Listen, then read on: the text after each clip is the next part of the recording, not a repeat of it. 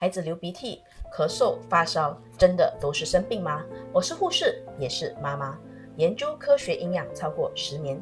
在真正学习之前，我想我也会跟很多的家长一样，如果这以上发生，我会很担心、很紧张。直到真正理解免疫系统是怎么运作的，我才明白身体其实一直都在为孩子打仗。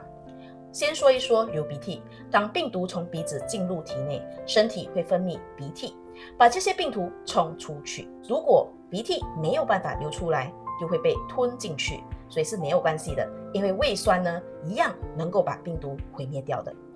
那接下来就是咳嗽了。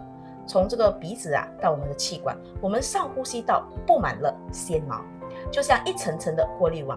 当免疫细胞在这里大量工作时，纤毛活动率也会变得更频繁，喉咙呢就会开始发痒，让人忍不住想咳嗽。咳嗽其实是身体在把已经处理过的病毒排出去。最后也就是发烧了。当病毒入侵，免疫系统就会发出信号，让这个体温上升。体温上升的目的是为了让免疫细胞战斗力更强，抑制病毒繁殖，也加快清除的速度。所以发烧是在帮身体更快打赢这场仗。